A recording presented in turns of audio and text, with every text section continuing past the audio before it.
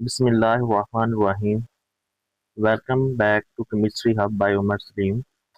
Chemistry Class 10, Chapter number 15. Chapter का नाम है बच्चों स्टीशियोमेट्री। लेक्चर सीरीज हमारी चल रही है स्टीशियोमेट्री की। आज हमारा लेक्चर है लेक्चर नंबर 7। एक छोटा सा टॉपिक है। टॉपिक का नाम है calculation based on chemical equation. Chemical equation के ऊपर कैसे कैलकुलेशन जो है वो की जा सकती है।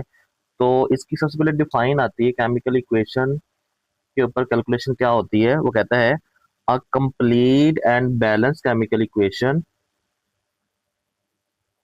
A complete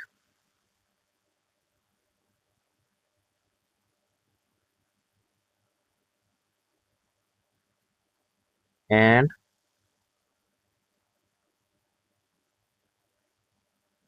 balanced chemical equation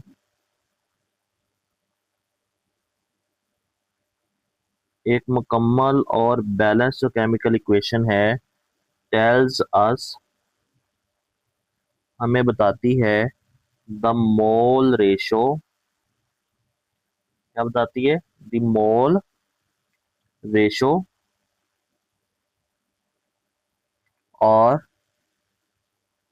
mass ratio between the reactant and the product, between the reactant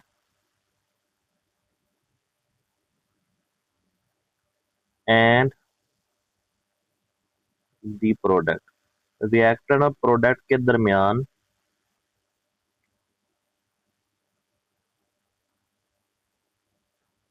mole ratio और मैस रेशो को हमें बताती, कौन बताती हमें?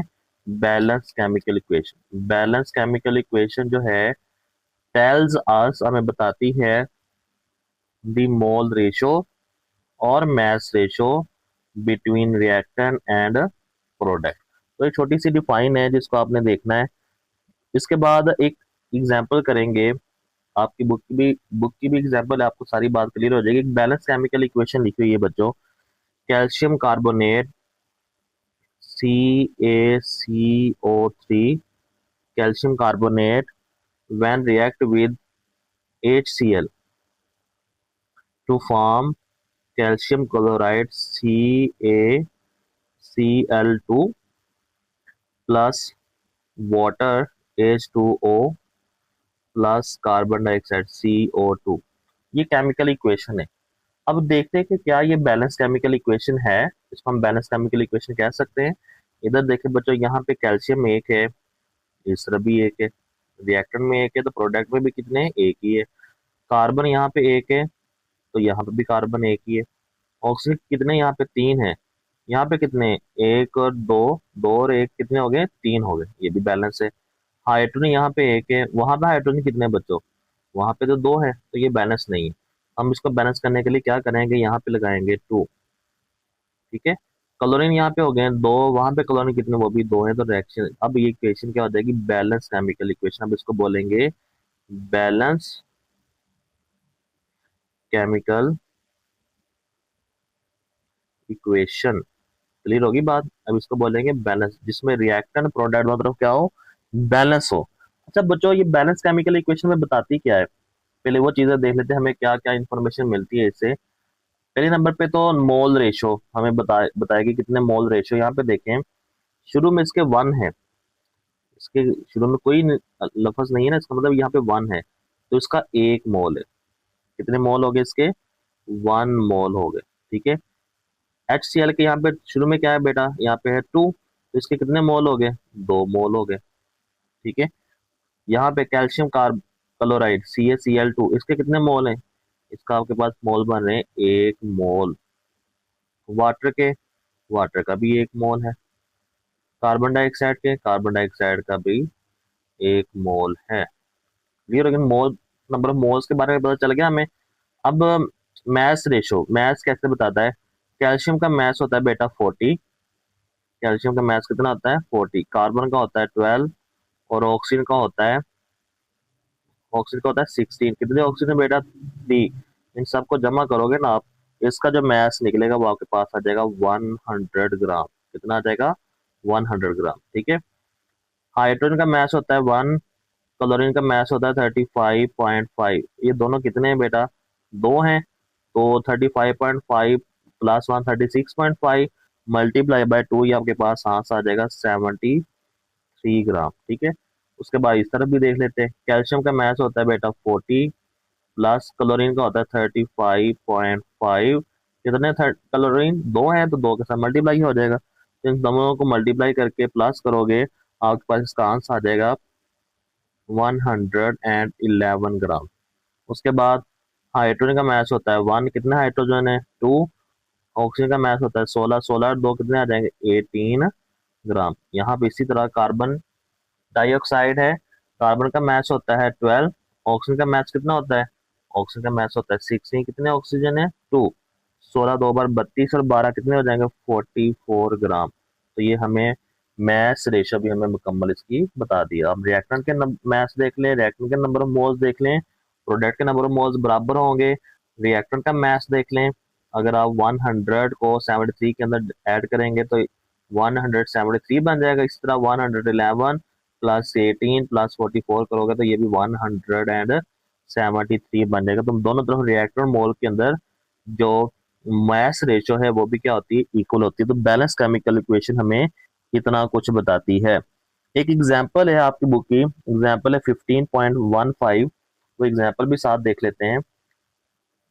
इसी बैलेंस केमिकल इक्वेशन को इस्तेमाल करते हुए 15.15 एग्जांपल हम सोल्व करते हैं। वो कहता है कि एग्जाम्पल के अंदर लिखा हुआ है बेटा 25 gram of limestone CaCO3, 25 gram mass दिया गया, मैस ऑफ CaCO3 दिया गया, डेट इज 25 ग्राम। ठीक है जी, react with excess of hydrochloric acid, वो हाइड्रोक्लोरिक एसिड के साथ की ज्यादा मकदार के साथ रिएक्ट करता है अकॉर्डिंग टू अबव। इस इक्वेशन के मुताबिक, ये जो इक्वेशन आपको बुक के ऊपर लिखी है इसके मुताबिक, how much calcium chloride will be produced CaCl2। Mass हमने निकालना है, मैस ऑफ CaCl2, इसका मैस निकालना है बैलेंस केमिकल इक्वेशन को इस्तेमाल करते हुए। बेटा देखिए बहुत ही सिंपल सा ये न्यूमेरिकल है। यहाँ पे देखें, अगर बैलेंस केमिकल इक्वेशन को देखें, हमने कंपेयर करना है CaCO3 को, इसके साथ कंपेयर करना है CaCl2 के साथ। ठीक है, इन दोनों को हमने आपस में क्या करना है, कंपेयर करना है। ठीक है, तो इसका मैच कितना मैच है, बैलेंस केमिकल इक्वेशन के मुताबिक इसका 100 ग्राम कैल्शियम क्लोराइड का कितने ग्राम बना रहा है, 111 ग्राम। ये ऐसे ही बना रहा है ना। तो हम यहाँ पे लिख लें, सोल्यूशन करेंगे, लिखेंगे कि 100 ग्राम जो 100 ग्राम ऑफ CaCO3 जो है रिएक्ट टू प्रोड्यूस, रिएक्ट करता है टू प्रोड्यूस, क्या प्रोड्यूस करता है CaCl2। कितना बच्चा प्रोड्यूस कर रहा है, वो कर रहा है 111 ग्राम। ठीक हो गया। ये हमें एक मालूमात कहाँ से मिली, ये मालूमात हमें मिली है बैलेंस केमिकल इक्वेशन से। ठीक है, अच्छा जी, अगर इसका 1 ग्राम होता, इसके 100 ग्राम उसके 111 ग्राम बना रहे हैं ना, अगर बेटा इसका 1 ग्राम होता 100, ऐसे हमने लास्ट टाइम भी किया था कि 100 को 1 के साथ मल्टीप्लाई कर दो तो 100 उधर जाके क्या हो जाएगा, डिवाइड हो जाएगा। तो 1 gram of CaCO3 react to produce CaCl2, तो 111 बटा क्या आ जाएगा 100 ग्राम। 1 ग्राम इतना ग्राम बनाएगा, लेकिन 1 ग्राम तो नहीं दिया गया हमें, हमें कितने ग्राम दिया गया है, हमें दिया गया 25। हमें देखना कि 25 कितने ग्राम बनाता है। तो 25 को दोनों साइड पे आप क्या कर दोगे, 25 का दोनों साइड पे कर दोगे मल्टीप्लाई। तो 25 gram of CaCO3 react to produce CaCl2, तो 111 बटा 100 मल्टीप्लाई बाय 25 ग्राम। तो इसको आप मल्टीप्लाई करके डिवाइड करोगे, आपके पास इसका फाइनल आंसर आ जाएगा, डेट इज आपके पास बेटा आंसर आ जाएगा 27.75 ग्राम।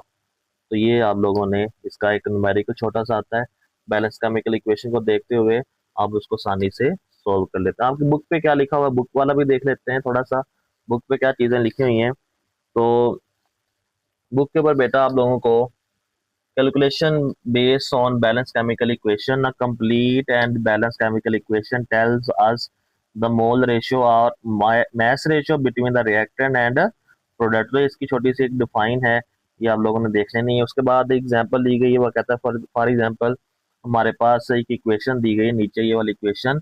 इसके अंदर हमें वन मोल, इसका वन मोल है ना, वन मोल का मतलब है 100 ग्राम calcium carbonate react with 2 mole 73 gram of hydrochloric acid to produce 1 mole 111 gram calcium chloride and 1 mole 18 gram of water and 1 mole 44 gram of carbon dioxide, ये चीजें पैदा करता है। ठीक है, उसके बाद ये बैलेंस केमिकल इक्वेशन दी और नीचे हमने जो अभी एग्जांपल सॉल्व की, एग्जांपल 15.5, वो भी आपकी बुक के ऊपर लिखी हुई है। ठीक है, तो यहाँ पे एक शॉर्ट क्वेश्चन है, ये शॉर्ट क्वेश्चन भी देखना आप लोगों ने। Why is it necessary for a chemical equation to be balanced before it can be used in calculation? वो कहता है कि ये क्यों जरूरी है कि केमिकल इक्वेशन को बैलेंस, केमिकल इक्वेशन को पहले बैलेंस किया जाए, उसको कैलकुलेशन में इस्तेमाल करने से पहले क्या किया जाए, बैलेंस किया जाए। तो इसका सिंपल सा जवाब है बेटा कि बैलेंस करना बहुत जरूरी है, बैलेंस केमिकल इक्वेशन को बैलेंस करना बहुत जरूरी है। Chemical equation must be balanced,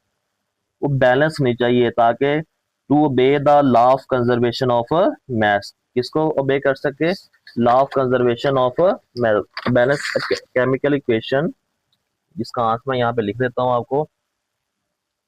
chemical equation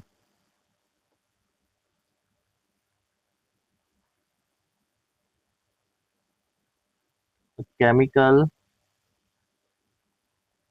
equation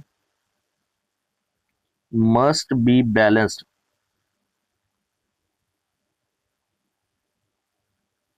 वो बैलेंस्ड हो to obey the law of conservation